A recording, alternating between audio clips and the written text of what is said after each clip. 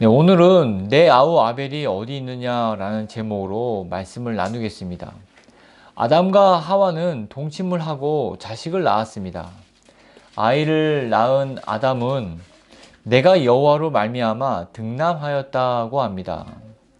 한 줌의 흙에 불과했던 자신이 여호와로 말미암아 생명으로 살아가게 된 아담은 생명은 여호와께로 말미암다는 사실을 자녀를 생산하면서 더욱 크게 깨닫게 되었습니다. 생명은 건강한 남녀가 동침하여서 자연적으로 생기는 것이 아니라 하나님이 허락하셔야 가질 수 있다는 사실을 성경은 말씀해 주고 있습니다. 야곱의 12아들을 생산하는 장면에서 레아와 라헬이 남편 야곱의 사랑을 받기 위해 경쟁적으로 자녀를 생산하지만 동생 라헬보다 야곱의 사랑을 덜 받은 레아는 6아들을 낳게 된 반면 야곱의 사랑을 더 많이 받은 라헬은 요셉과 베냐민 두 아들만 낳았습니다.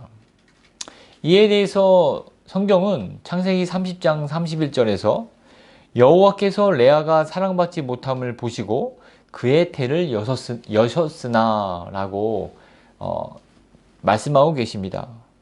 또한 창세기 30장 22절에서 하나님이 라헬을 생각하신지라 하나님이 그의 소원을 들으시고 그의 태를 여셨으므로 하시면서 하나님이 레아와 라헬의 태를 열기도 하시고 닫기도 하시다는 것을 성경은 말씀해 주고 계십니다.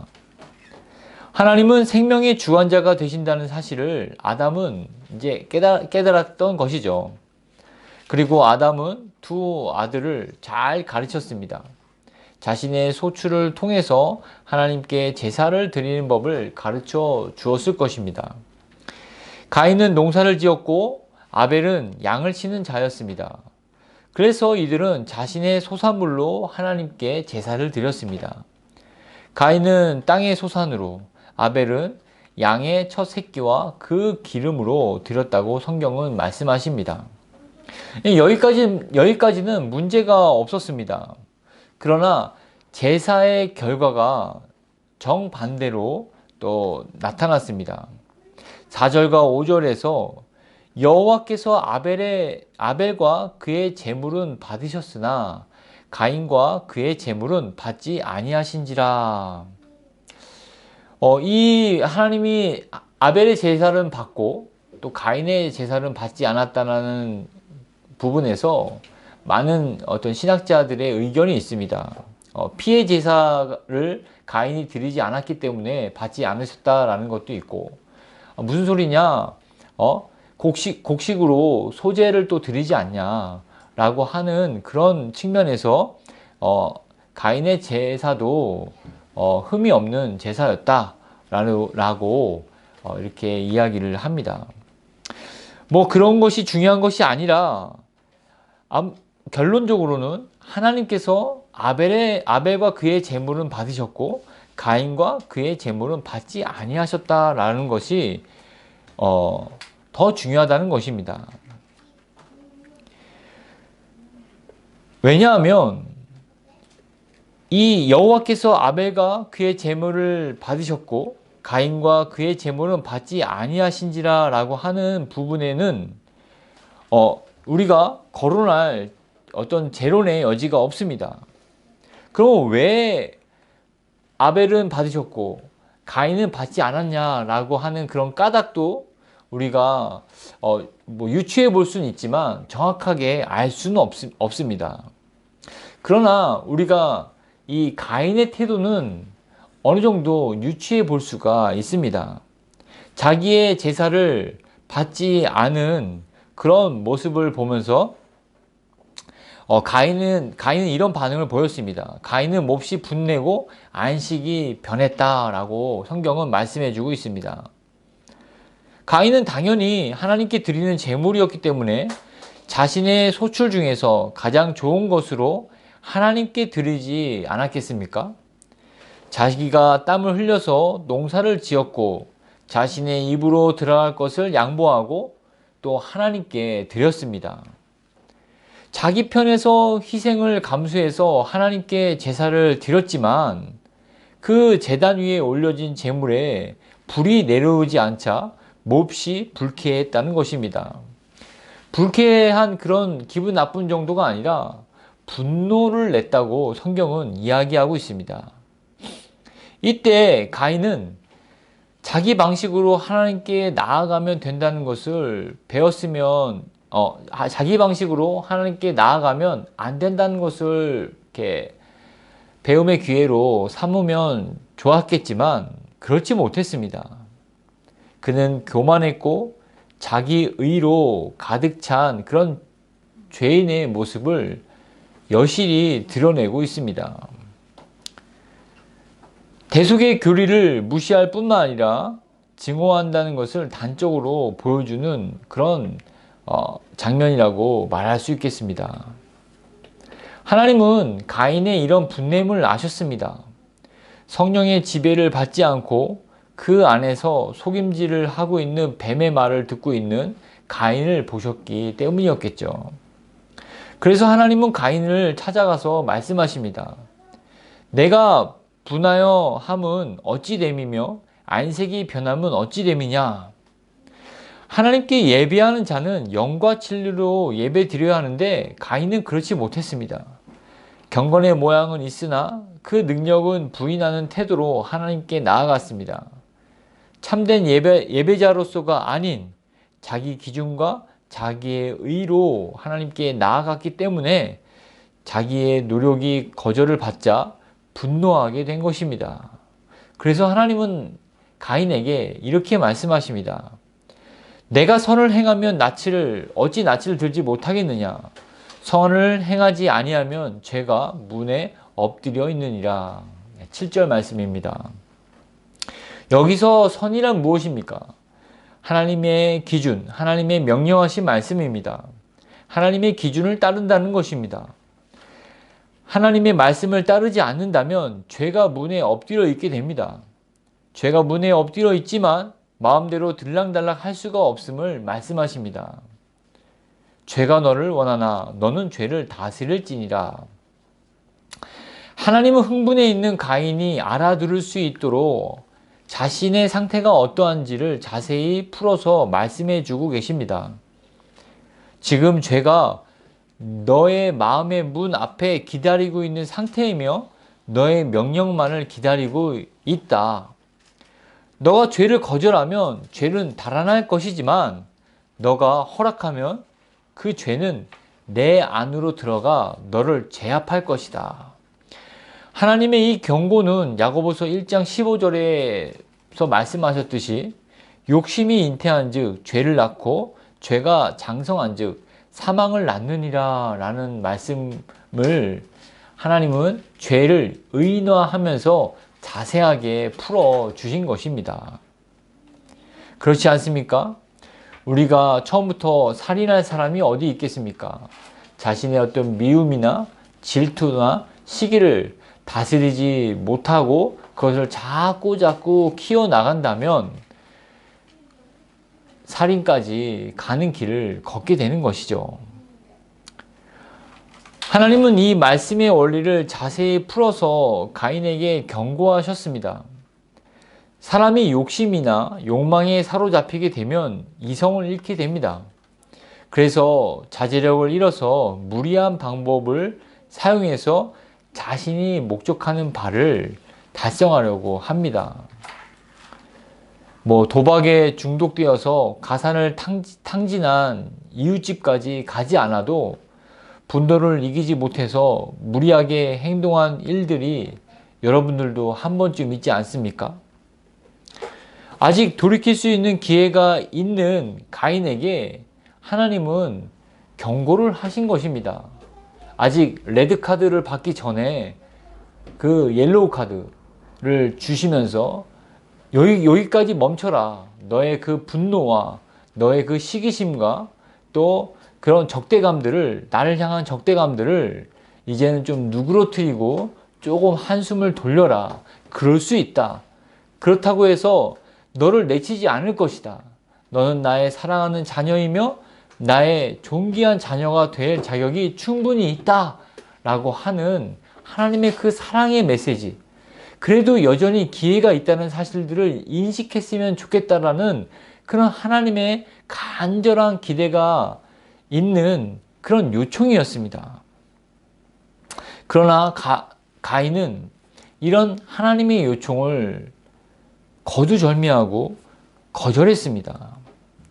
8절에 가인이 그 아우 아벨에게 말하고 그들이 들에 있을 때 가인이 그의 아우 아벨을 쳐 죽이니라. 가인의 제사를 받지 않게 된 이유는 아벨이 아니었습니다. 여러분 한번 생각해 보십시오. 가인이 분을 냅니다. 그 분냄의 대상은 하나님이지 아벨이 아니었습니다. 아벨은 아무 죄가 없었습니다. 아버지가 알려준 대로 하나님이 원하시는 대로 또 자기가 가지고 있는 믿음대로 하나님께 예물을 드렸고 제사를 드렸을 뿐입니다. 이런 의인 아벨은 아무런 죄를 짓지 않았음에도 불구하고 가인에게 죽임을 당하는 그런 억울한 죽임을 맞이하게 되었습니다. 한편 가인은 크게 오해했죠. 가인이 없었으면 내가 하나님께 인정받을 수 있었을 텐데 라고 하는 그런 어떤 편협한 하나님에 대한 그런 신관을 보여주고 있습니다. 이거는 우리의 모습을 투영하는 모습이라고 볼 수가 있습니다. 그렇지 않습니까? 하나님은 넉넉하시고 하나님은 질서의 하나님이시며 하나님은 공의의 하나님이십니다. 그래서 그가 가지고 있는 자원은 풍성하고 넉넉합니다. 그래서 하나님이 주신 것을 누구도 빼앗지 못합니다. 옆에 있는 어떤 성도나 다른 사람들이 하나님 내게 주실 은혜와 축복들을 절대로 가로채지 못한다는 사실을 우리는 알아야 됩니다. 그렇기 때문에 옆에 있는 성도들이나 같이 교제하는 사람들이 경쟁자가 아니라는 것입니다. 하나님께 나아가는 데 있어서 내가 먼저 달려갈 것이다. 나 먼저 달려가서는 안 된다. 라고 하는 편협한 생각을 버려야 됩니다. 함께 가는 하나님께 함께 영광 돌리고 감사하고 예배하는 파트너이지 절대로 경쟁자가 아니라는 것입니다. 가인은 그런 분노의 마음, 그러한 하나님께 거절당했다는 마음, 이러한 분풀이를 정말 의인 아벨에게 베풀었습니다. 그에게 그런 것을 쏟아냈습니다. 바로 살인으로 말입니다. 가인은 애꿎은 아벨을 원인으로 돌려서 아벨 때문에 자신이 하나님께 인정받지 못했다는 생각으로 동생 아벨을 죽였습니다. 여러분, 가인이 동생 아벨을 어떻게 죽인지를 보십시오. 가인에게 아벨에게 말해서 들로 나오라고 했습니다. 그리고 이런저런 이야기를 하면서 아벨을 안심시켰겠죠. 그리고 아벨의 방심한 틈을 타서 그를 쳐 죽였습니다. 상상만 해도 끔찍하지 않습니까? 아벨이 원수도 아니었습니다. 자기의 동생이었습니다. 그러고 나서 아무렇지도 않듯이 들판을 걸어 나오는 가인을 한번 상상해 보십시오. 마치 이렇게 사이코패스 영화의 주인공과 같은 그런 모습이 떠오르지 않습니까? 아무도 없는 들판에서 저지른 행동이었기 때문에 가인은 스스로 생각하기를 완전 범죄, 아무도 모를 것이다 라고 생각했을 것입니다. 그러나 모든 것을 아시는 하나님은 처음부터 끝까지 다 지켜보시고 계셨습니다. 그래서 창세기 4장 9절과 10절에 가인에게 하나님은 이렇게 말씀하십니다. 내 아우 아벨이 어디 있느냐? 그가 이르되 내가 알지 못하나이다. 내가 내 아우를 지키는 자니이까? 이르시되 내가 무엇을 하였느냐? 내 아우의 핏소리가 땅에서부터 내게 호소하느니라. 가인은 아벨을 죽이고 피 묻은 손을 물로 씻고 피 묻은 가죽도 그 핏자국도 지우면서 살인 사실을 숨기려고 했지만 하나님은 가인에게 내 아우 아벨이 어디 있느냐라고 물어보십니다. 아무도 모를 것이다 라고 하는 그런 생각은 사람의 교만한 그런 마음에서부터 나오는 것입니다. 예수님은 마태복음 10장 26절에서 이렇게 말씀하셨습니다. 감추인 것이 드러나지 않을 것이 없고 숨은 것이 알려지지 않을 것이 없느니라. 예수님이 말씀하신 대로 감추고 숨긴 것이 여호와 하나님으로 말미암아 드러나게 된다는 사실을 오늘 본문을 통해서도 또 우리가 알 수가 있습니다. 또한 이것을 우리가 어떻게 적용해야겠습니까? 우리가 선을 행할 때에도 아무도 알아주지 못한다 하더라도 하나님을 아신다, 하나님은 알고 계신다, 하나님만은 아신다라는 그런 동기력으로 선을 행해야 될 줄을 믿습니다. 가인은 믿음이 없었습니다. 믿음이 없었을 뿐만 아니라 영적인 분별력도 없었습니다. 이러한 가인은 하나님의 질문에 내가 알지 못하나이다. 내가 내 아우를 지키는 자니까 라고 대답했습니다. 가인의 말은 거짓말입니다. 가인의 행동은 아버지 아담이 선악과를 따먹고 하나님 앞에서 한 행동과 같았습니다. 죄인의 행동은 누가 가르쳐주지 않아도 빛 대신 하나님의 낯을 의도적으로 피하게 된다는 것 사실을 우리가 확인할 수가 있습니다. 그리고 더욱 방어적인 태도로 또 하나님을 적대하게 된다는 사실도 또 우리는 알 수 있습니다. 내가 내 아우를 지키는 자니까. 이 말씀을 들은 하나님은 가인과 얘기가 통하지 않는 것을 아시고 하나님은 바로 본론으로 들어가십니다. 창세기 10장, 4장 10절, 11절, 12절입니다. 우리 다 같이 10절, 11절, 12절을 한번 같이 읽어보겠습니다. 시작. 이르시되 내가 무엇을 하였느냐? 내 아우의 핏소리가 땅에서부터 내게 호소하느니라. 땅이 그 입을 벌려 내 손에서부터 내 아우의 피를 받았은즉 내가 땅에서 저주를 받으리니 내가 밭을 갈아도 땅이 다시는 그 효력을 내게 주지 아니할 것이요 너는 땅에서 피하며 유리하는 자가 되리라. 가인에게 내려진 형벌은 땅의 저주를 받을 것과 유리하는 자, 곧 도망하며 사는 자가 될 것이라는 것을 말씀하셨습니다. 아벨의 피는 무죄한 피였을 뿐만 아니라 억울하게 흘린 피였습니다. 이런 아벨의 피를 하나님은 신원해 주십니다. 내 아우의 핏소리가 땅에서부터 내게 호소하느니라. 신원이란 가슴에 맺힌 원한을 풀어버리다 라는 뜻입니다.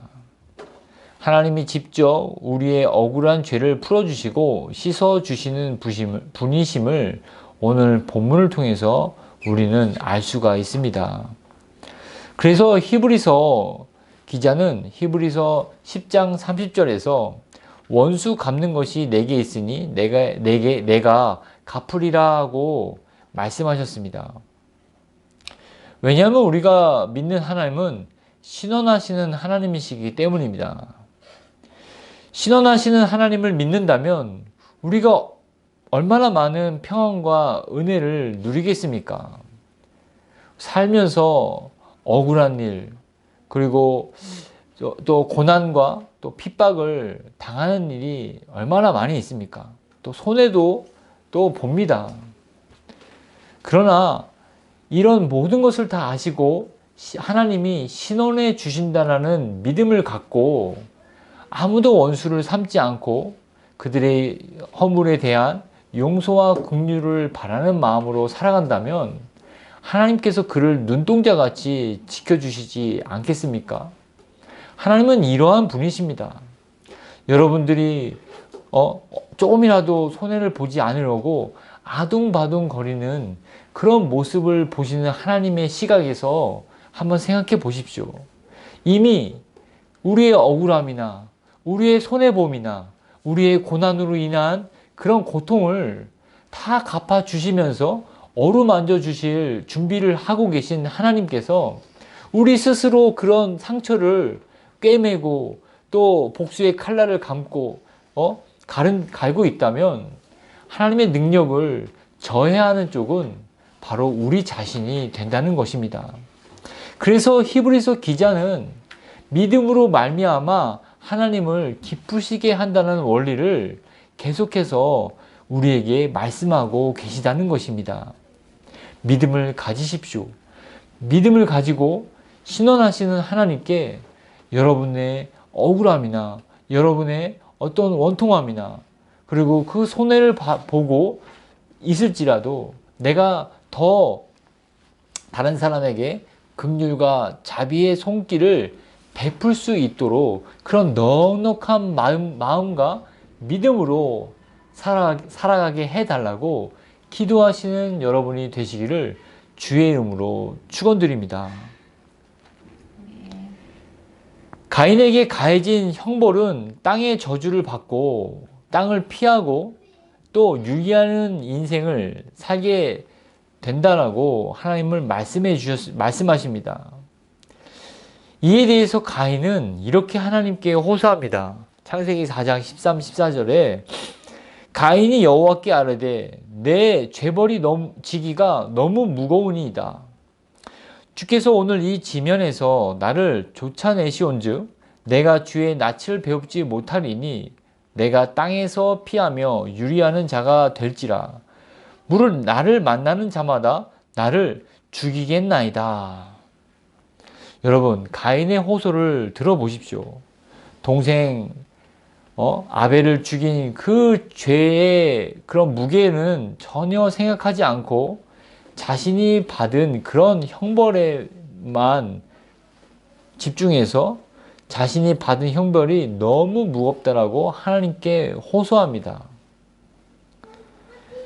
자기가 살던 땅에서 나오면 하나님의 얼굴을 보지 못한다고 이야기합니다. 여러분, 자기가 살던 땅에서 하나님의 얼굴을 본 가인이었더라면 아벨을 그렇게 쳐 죽였을까요? 자기가 살고 있는 땅에서 하나님을 보지 않았던 그런 가인은 엉뚱한 핑계를 대고 있습니다.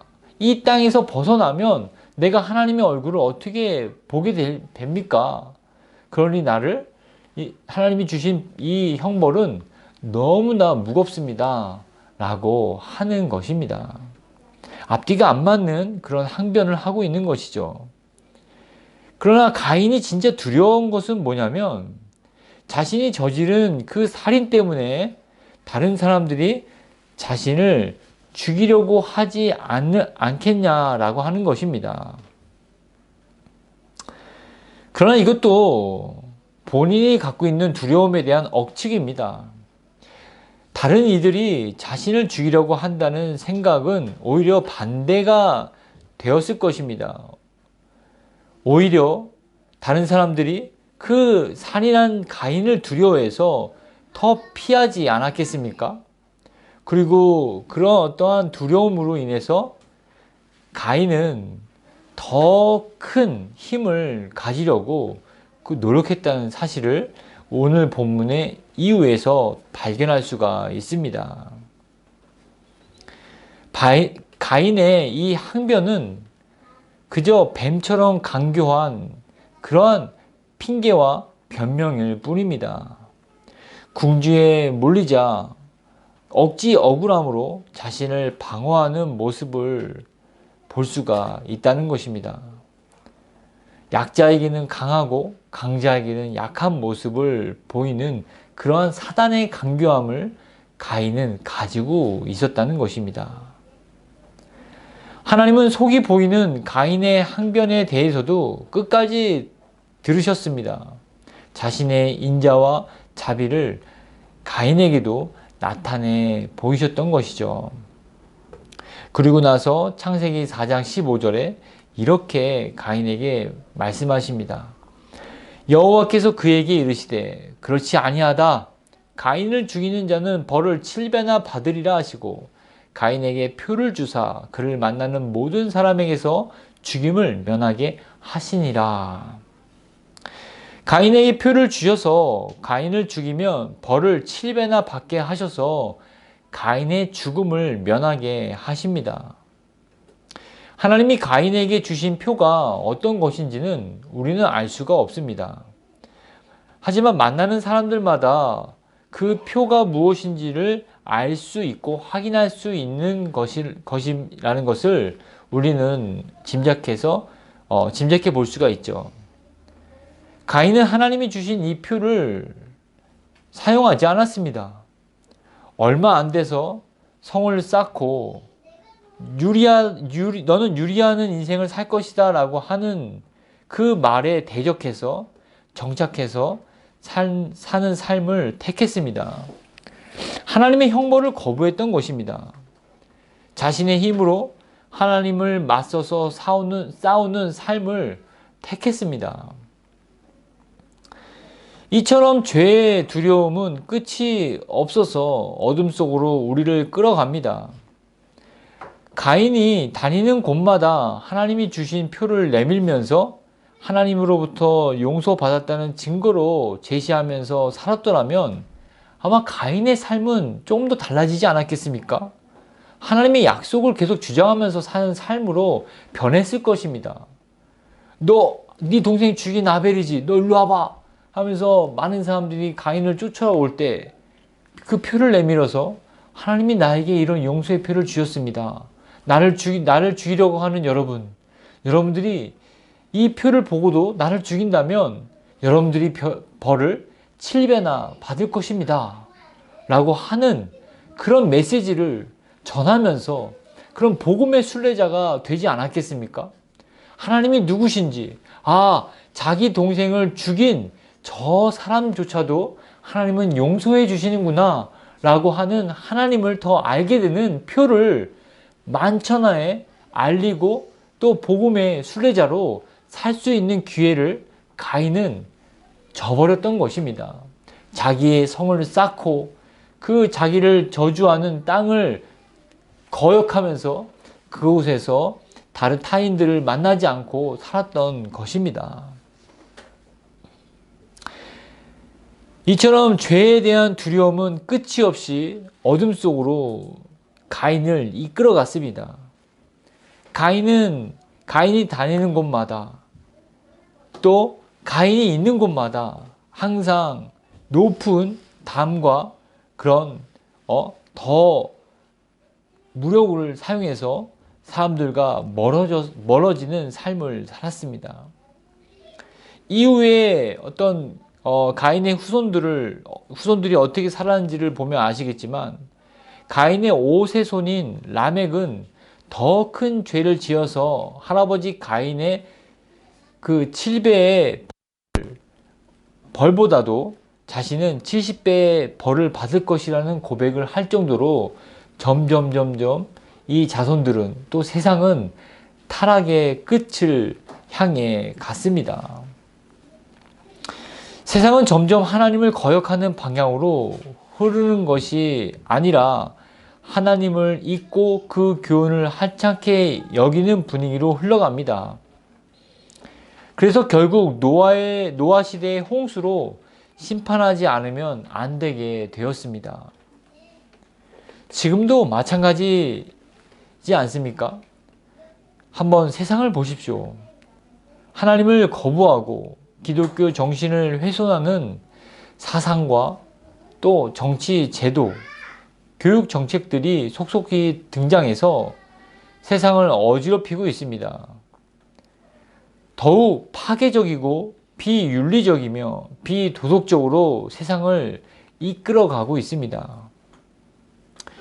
이들의 공격을 피해서 우리들만의 성을 쌓으며 도망 다닐 것이 아니라 우리는 더욱더 하나님이 주신 표를 이들에게 제시하면서 하나님의 복음을, 하나님의 속성을, 하나님의 성품을 전해야 됩니다. 우리에게 주신 이 하나님의 표는 무엇입니까? 바로 예수 그리스도의 십자가입니다. 그리스도인은 이 십자가의 능력을 믿는 자들입니다. 너희들이 우리와 싸울 무기가 무엇이냐?